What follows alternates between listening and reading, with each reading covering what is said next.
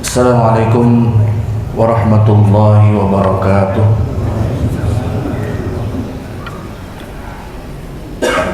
Alhamdulillah, nahmaduhu wa nasta'inuhu wa nastaghfiruh wa na'udzu billahi min syururi anfusina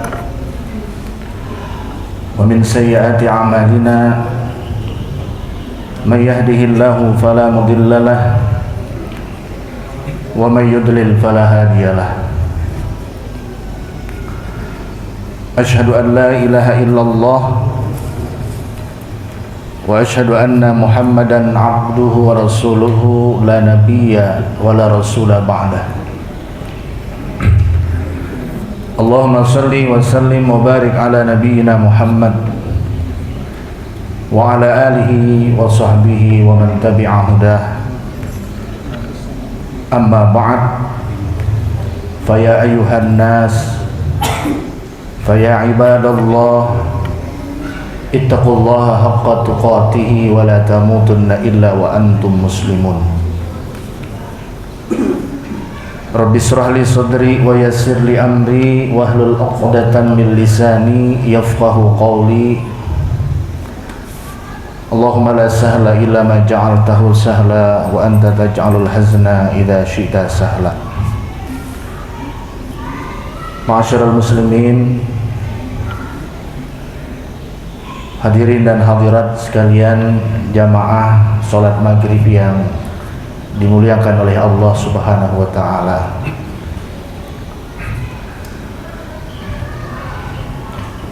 Segala puja dan puji syukur tak henti-hentinya senantiasa kita panjatkan kehadirat Allah Subhanahu wa ta'ala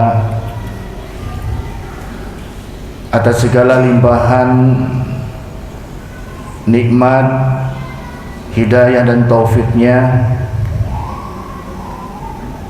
sehingga pada kesempatan ini kita kembali sama-sama dapat berhadir di masjid yang mulia ini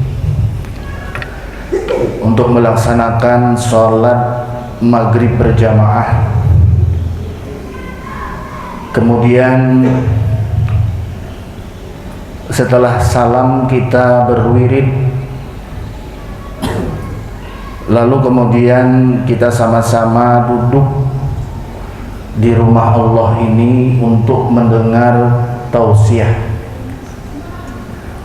Secara tidak kita sadari, kita telah mendapat 3 keutamaan sekaligus, di mana keutamaan ini setara dengan orang yang melaksanakan ibadah haji dan ibadah umrah. Kenapa?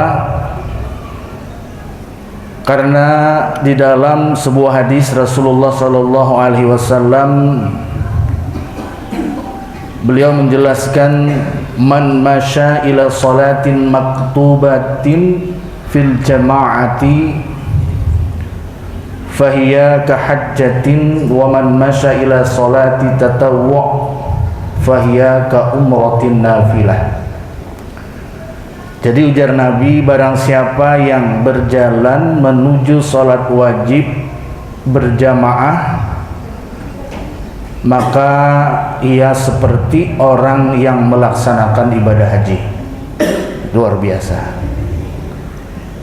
Kemudian setelah sholat kita tadi baca wirid subhanallah 33 kali, kemudian alhamdulillah 33 kali, Allahu Akbar 33 kali. Maka orang yang membaca tasbih, takbir, tasbih, tahmid dan takbir, maka ganjarannya kata Rasulullah setara dengan orang yang melaksanakan ibadah haji dan umrah. Maka jangan sampai kita imbah salam langsung bulik. Adalah kira-kira. Jadi sayang imbah salam kalau bisa baca wirid dulu. Baca wirid dulu, selesai wirid terserah hendak bulik ke rumah ada bapak sembahyang sunnah di rumah misalnya. Karena sembahyang sunnah di rumah itu lebih utama daripada salat sunnah yang paling utama itu dilaksanakan di rumah. Selain daripada salat wajib. Hendak di rumah misalnya sembahyang sunat kada apa-apa. Tapi jangan kada ingat wirid dulu. Nah, kemudian yang ketiga, keutamaan yang ketiga, kita duduk di sini menghadiri majelis ilmu, mendengarkan tausiah, mendengarkan taklim. Kata Rasulullah sallallahu alaihi wasallam, man ghada ilal masjid, barang siapa yang berangkat ke masjid, la yuridu illa ayyata'allama khairan aw yu'allimuh aw yu'allimah. Barang siapa yang berangkat ke masjid, yang ia inginkan itu hanyalah untuk belajar kebaikan atau dia mengajarkan kebaikan, kana lahu ka ajri hajin. Kata Rasulullah, ia akan mendapatkan pahala haji yang sempurna. Kana lahu ka ajri hajin taman hajjatuhu. Sempurna kata Rasulullah hajinya, luar biasa. Jadi mudah-mudahan kita semua mendapatkan 3 keutamaan ini, amin ya rabbal alamin. Jamaah sekalian yang dirahmati oleh Allah Subhanahu wa taala. Sebelum kita memulai kajian pada malam hari ini, marilah kita sama-sama berdoa kepada Allah Subhanahu wa taala di dalam Sunan Ibnu Majah dan Sunan Abi Daud. Rasulullah sallallahu alaihi wasallam beliau mengatakan dalam sebuah doa yang beliau baca, Allahumma anfa'ni bima 'allamtani wa 'allimni ma yanfa'uni wa zidni 'ilma. Ya Allah, berikanlah kami manfaat dalam apa yang kami pelajari dan ajarilah kami sehingga menjadi kemanfaatan bagi kami. Wazidna ilma, wazidni ilma. Ya Allah, tambahkanlah bagi kami ilmu. Mudah-mudahan Allah Subhanahu wa taala senantiasa memberikan segala kemanfaatan dari ilmu yang kita miliki, bisa memberikan manfaat kepada orang lain dengan ilmu yang kita miliki, amin ya rabbal alamin. Ma'asyiral muslimin, jamaah sekalian yang dirahmati oleh Allah Subhanahu wa taala. Pada kesempatan yang berbahagia ini kita akan membahas tentang salah satu surah di dalam Al-Quran, yaitu surah yang ke-79 yang terdiri dari 46 ayat. Letaknya itu adalah di bagian yang kedua setelah surah An-Naba,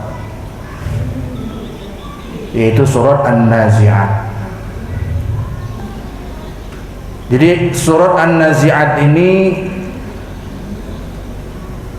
terdiri dari 46 ayat, termasuk surah Makkiyah yang diturunkan sebelum Rasulullah sallallahu alaihi wasallam hijrah ke Madinah. Dalam ayat yang pertama sampai ayat yang kelima dari surah An-Nazi'at, Allah Subhanahu wa taala berbicara tentang sumpah. Jadi dari ayat yang pertama sampai ayat yang kelima pembicaraan tentang sumpah Allah Subhanahu wa taala. Kemudian dari ayat yang ke-6 sampai ayat yang ke-14, semua ayat diakhiri dengan tak marbutah, pembicaraan tentang hari kiamat. Kemudian dari ayat yang ke-15 sampai ayat yang ke-26, dari kisah hari kiamat berubah topik menjadi kisah tentang Nabi Musa dan Fir'aun. Apa hubungan kisah tentang kiamat dengan kisah Nabi Musa dan Fir'aun? Nanti akan kita jelaskan. Jadi keterkaitan antara kiamat, kemudian tiba-tiba ada peristiwa yang terjadi antara Nabi Musa dan Fir'aun.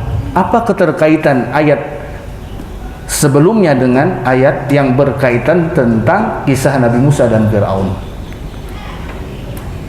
Dari ayat yang ke-27 sampai yang ke-32, kekuasaan Allah menciptakan alam semesta, atau tauhid rububiyah Allah Subhanahu wa taala.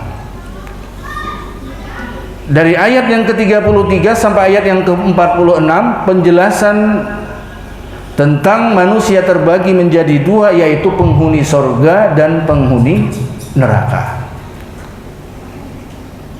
Nah, inilah pembicaraan Allah Subhanahu wa taala menjelaskan tentang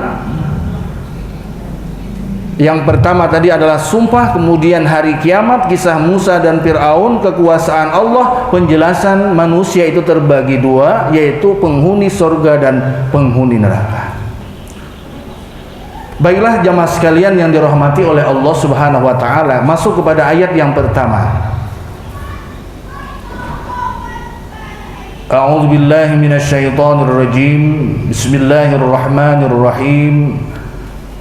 Wan nazi'ati gharqan wan nashitati nashtan was sabihati sabhan fas sabiqati sabqa fal mudabbirati amra. Ayat 1 sampai ayat yang kelima. Allah Subhanahu wa taala memulai ayat yang pertama dengan huruf waw. Jadi dalam bahasa Arab itu, Bapak Ibu sekalian,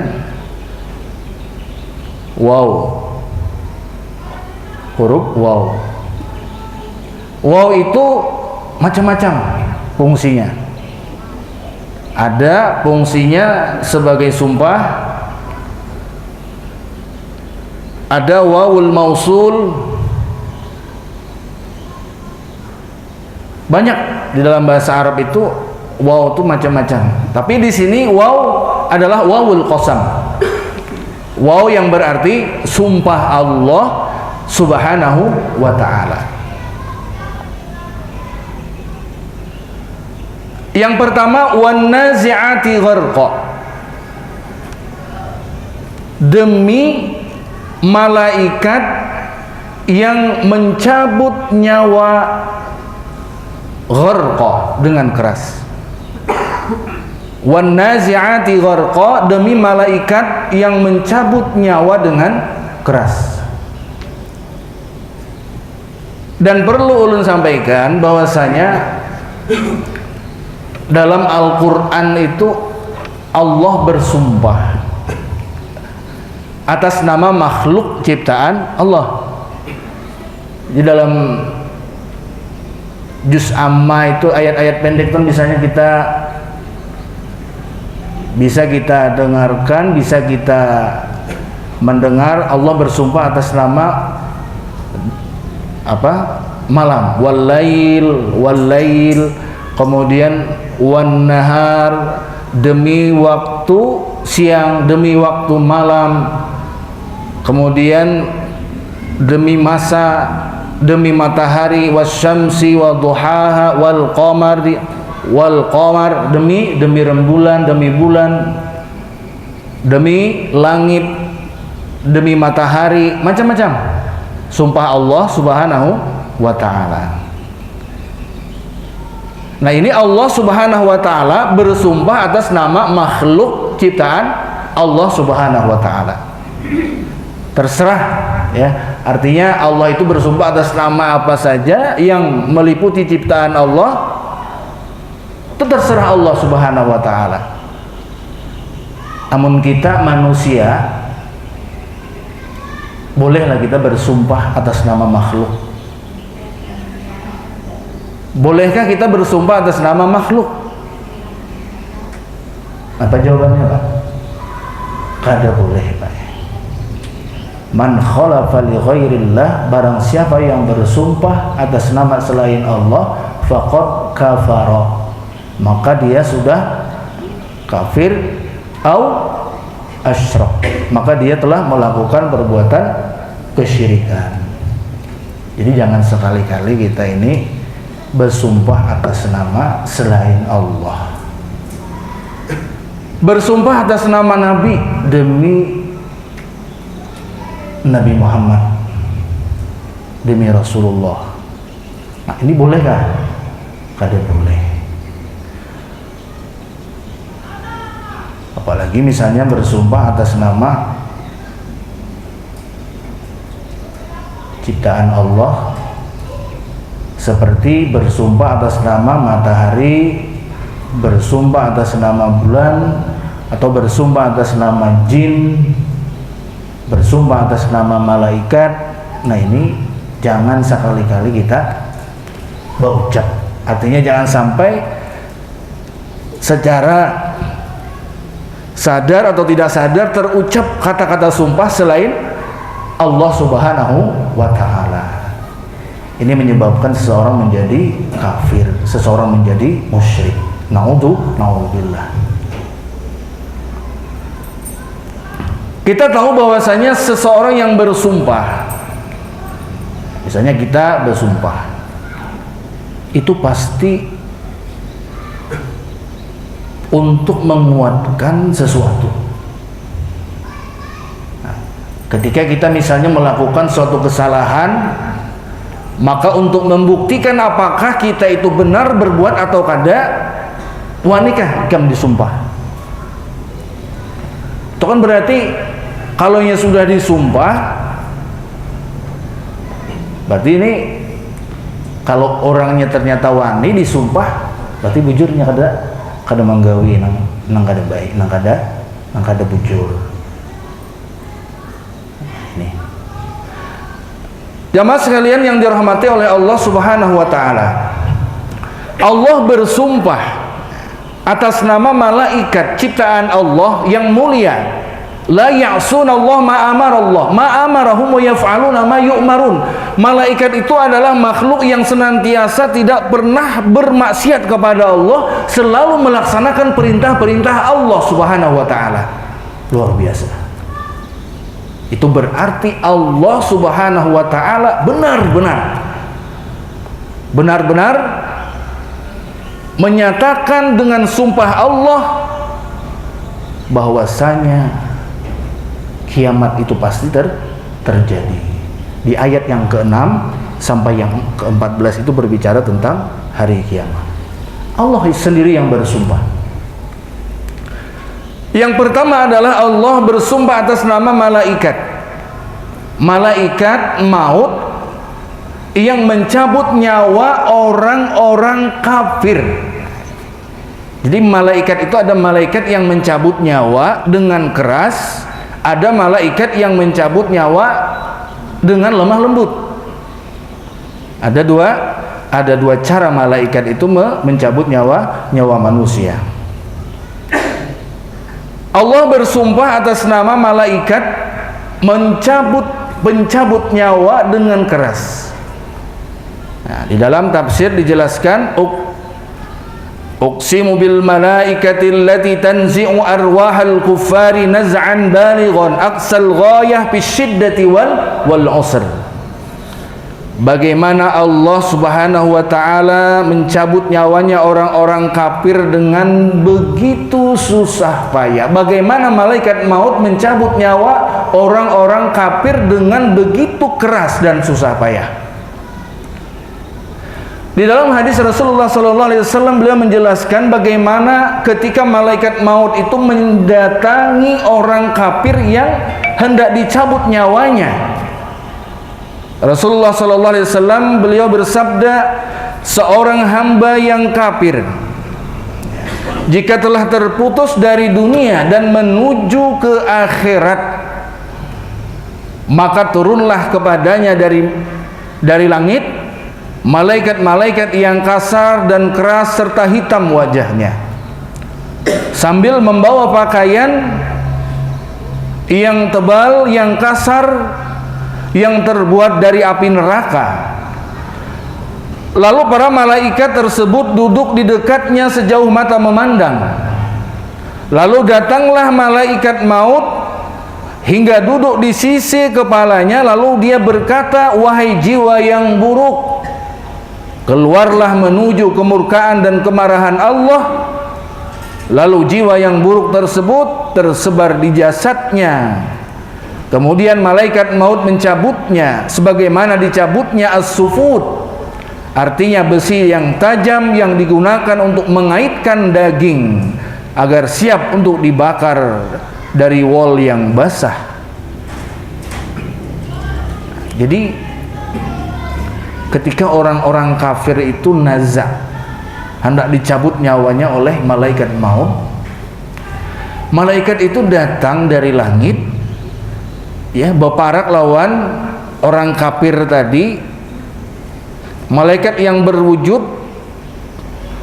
kasar, yang berpenampilan seram, hitam wajahnya, yang membawa pakaian, yang membawa kain yang terbuat dari api neraka.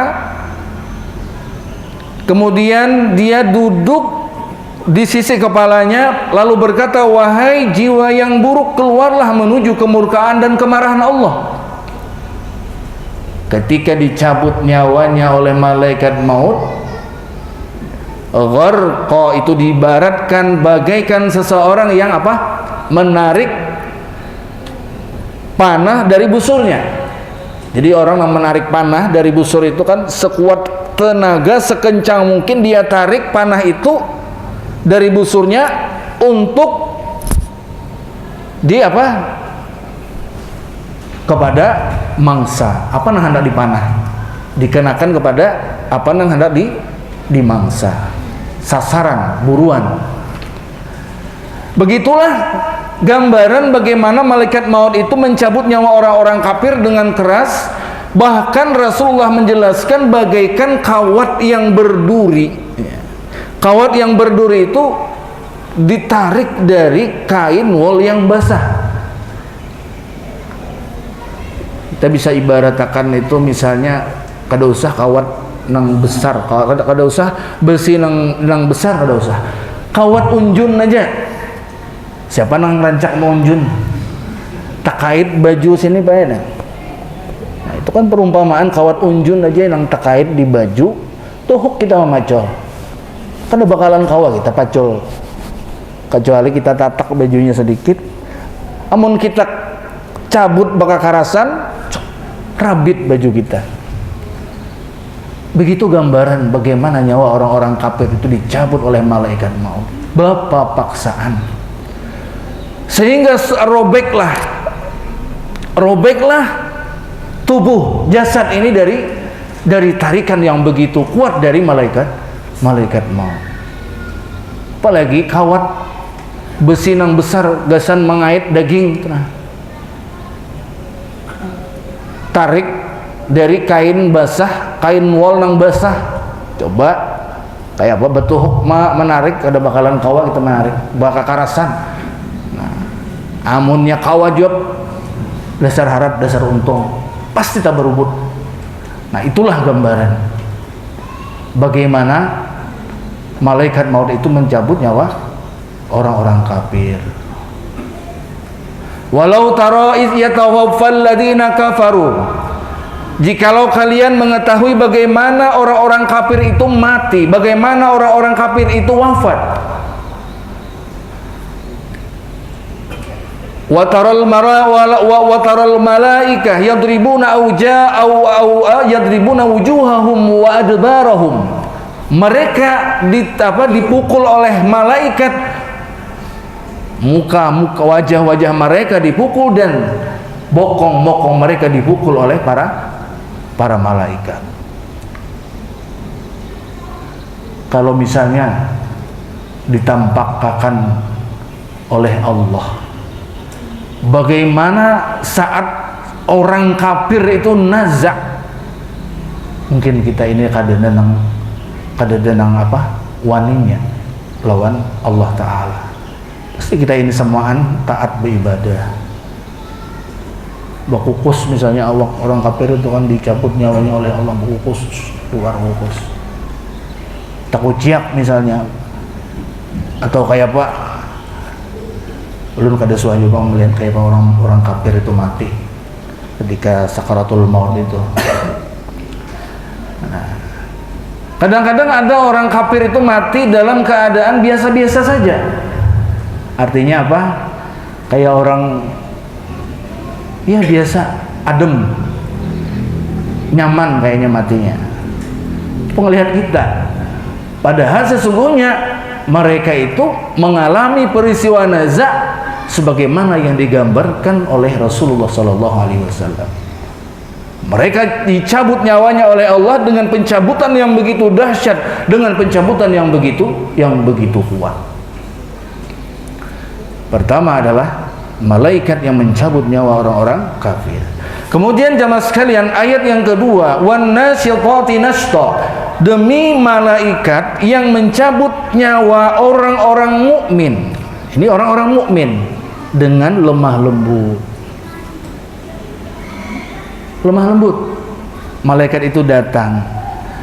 Malaikat itu datang kepada orang-orang mukmin jika telah berpisah dengan dunia, menyongsong akhirat, maka malaikat mendatanginya dari langit dengan wajah yang putih, dengan warna muka yang selayaknya sinar matahari. Mereka membawa kain kafan dari surga serta hanut atau wewangian dari surga. Mereka duduk di sampingnya sejauh mata memandang. Berikutnya malaikat maut hadir dan duduk di dekat kepalanya sambari berkata, wahai jiwa yang baik, dalam riwayat jiwa yang tenang, keluarlah menuju ampunan Allah dan keridhaannya. Maka roh keluar bagaikan aliran decuran air dari mulut kantong kulit. Setelah keluar rohnya, maka setiap malaikat maut mengambilnya. Jika telah diambil, para malaikat lainnya tidak membiarkan di tangannya. Malaikat maut sejenak saja untuk mereka ambil dan diletakkan di kafan dan hanut dari jenazah semerbak aroma misek yang wangi yang tercium di atas langit. Sangat berbeda dengan nyawa orang-orang kafir ketika dicabut oleh Allah. Malaikat maut datang dengan wajah yang putih bersih, dengan bau yang harum, yang membawa kain kafan dari surga, yang membawa minyak harum dari surga. Kemudian duduk di sampingnya sejauh mata memandang. Kemudian malaikat maut, wahai jiwa yang baik, wahai jiwa yang tenang, keluarlah menuju ampunan Allah.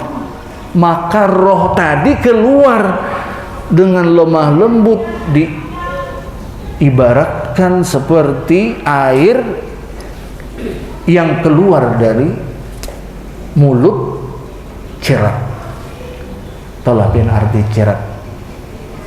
Cirat itu apa cirat? Ya, teko.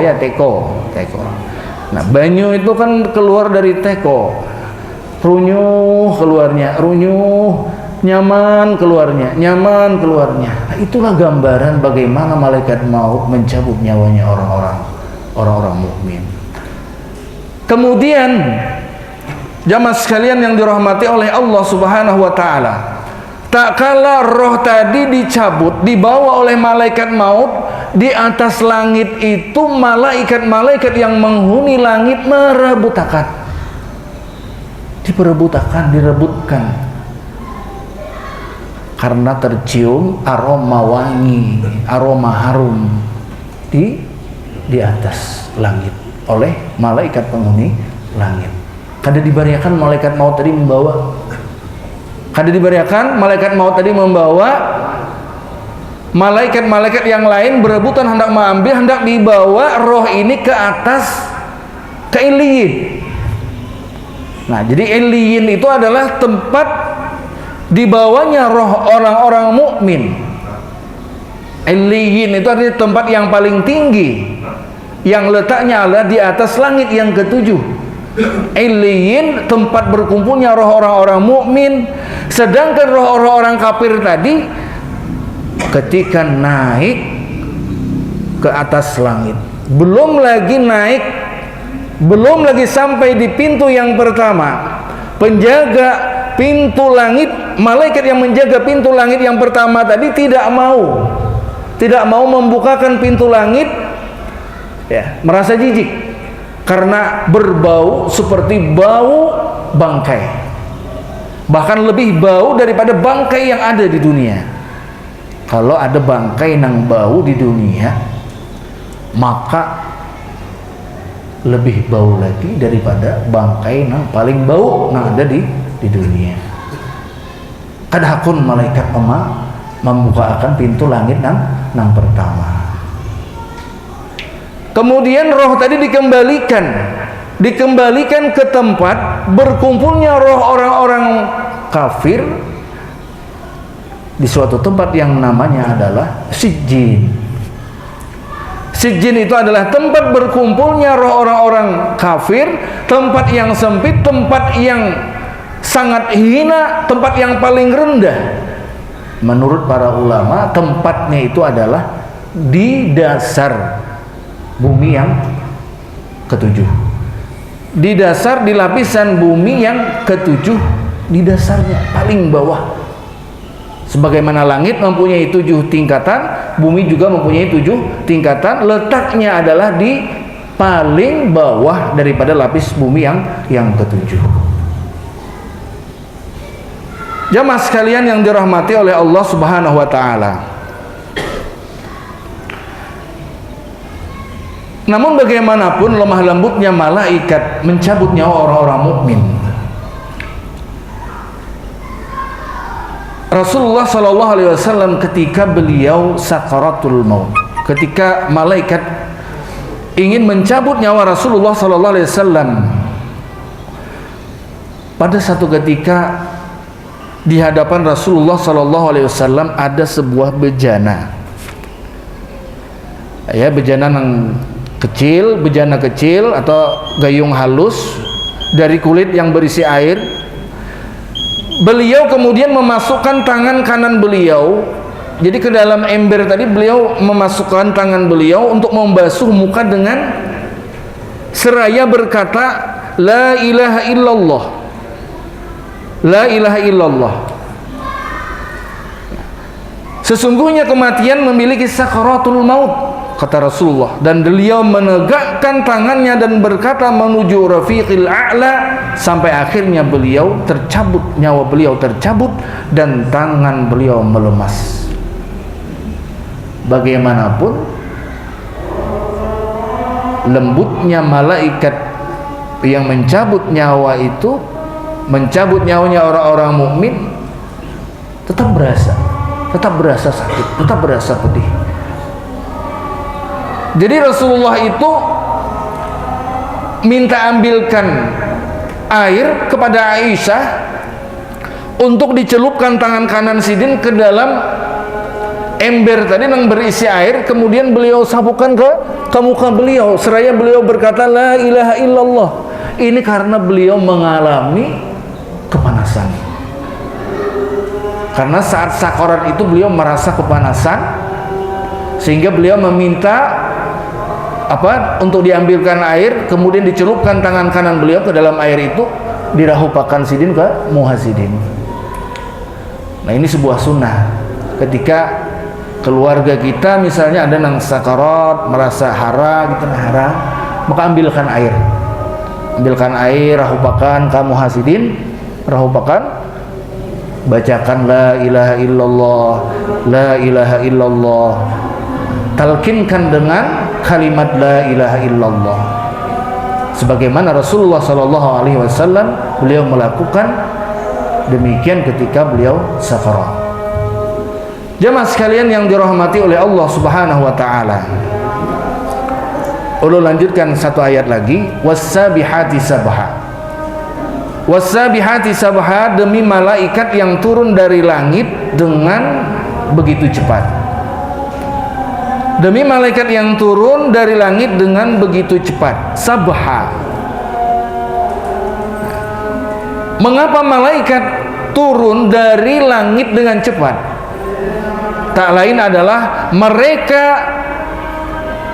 ingin mengambil roh-roh orang mukmin untuk dibawa ke tempat yang paling tinggi, yaitu Illiyin.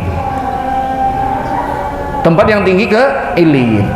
Dengan sekejap malaikat itu mampu untuk membawa roh tadi ke tempat yang paling tinggi. Jamaah sekalian yang dirahmati Allah, malaikat mempunyai kecepatan yang luar biasa. Pernah satu ketika di dalam Al-Quran itu dijelaskan di dalam surah An-Naml. Di dalam surah An-Naml itu bagaimana seorang Nabi Sulaiman yang mampu berbicara dengan jin, yang mampu berbicara dengan makhluk seperti hewan dan binatang, hewan, tumbuhan. Pada satu ketika Nabi Sulaiman ini ingin memindahkan istana Bilqis yang ada di Saba. Kemudian itu sebagaimana yang dijelaskan di dalam Al-Quran surah An-Naml ayat 39-40. Kemudian setelah mendengar perkataan Sulaiman ini, maka datanglah salah seorang yang dijelaskan di dalam Al-Quran itu bahwa orang yang datang itu adalah Ifrit, jin Ifrit. Apa yang dikatakan oleh Ifrit? Qala ifritum minal jinni ana atika min qabli an taquma min maqamik wa inni alaihi laqawiyyun amin. Berkatalah Ifrit yang datang kepada Nabi Sulaiman, ana atika, wahai Sulaiman, aku sanggup mendatangkan istana Bilqis yang ada di Saba ini. Saba ke Palestina itu jaraknya kurang lebih 2400 km. Kalau ke Banjarmasin berapa kilo? 2400 kilo. Kata Ifrit, aku sanggup mendatangkan istana Bilqis ini qabla an taquma min maqamik, sebelum engkau berdiri, sebelum engkau sempurna berdiri dari tempat dudukmu. Duduk, berdiri, belum lagi sempurna berdiri sudah sampai di istana tadi. Cepat berarti Ifrit ini kan jin. Tetapi di dalam ayat yang selanjutnya, wa qala alladzi 'indahu 'ilmun minal kitab, dan berkata orang yang mengetahui daripada ilmu daripada Alkitab. Menurut ulama, sebagian ulama, yang dimaksud dengan orang yang datang kepada Nabi Sulaiman adalah malaikat yang menjelma, yang menjelma menjadi seorang yang soleh, manusia yang soleh. Apa yang dikatakan oleh orang ini?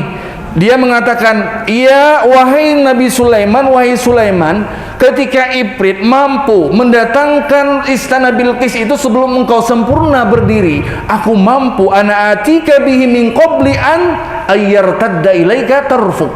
Aku mampu mendatangkan istana Bilqis ketika engkau mengedipkan matamu. Qabla ayyartadda ilaika tarfuk. Satu kedipan. Mana yang lebih cepat, kedipan kah atau orang yang duduk berdiri kah? Orang yang kedip. satu kedipan sudah sampai. Nah, inilah kecepatan daripada malaikat. Tidak ada yang bisa menandingi kecepatan malaikat, bahkan Ifrit sekalipun. Jamaah sekalian yang dirahmati Allah Subhanahu wa taala, mudah-mudahan kita semua termasuk orang-orang yang senantiasa bisa memberikan kemanfaatan daripada ilmu yang kita miliki. Mudah-mudahan kita semua senantiasa selalu istiqomah untuk menjalankan sunnah-sunnah Rasulullah SAW. Mudah-mudahan kita semua termasuk orang-orang yang senantiasa gemar untuk mempelajari Al-Quran sebagai syafaat bagi kita nanti pada hari kiamat kelak. Subhanakallahumma wa bihamdika asyhadu an la ilaha illa anta astaghfiruka wa atubu ilaik. Assalamualaikum warahmatullahi wabarakatuh.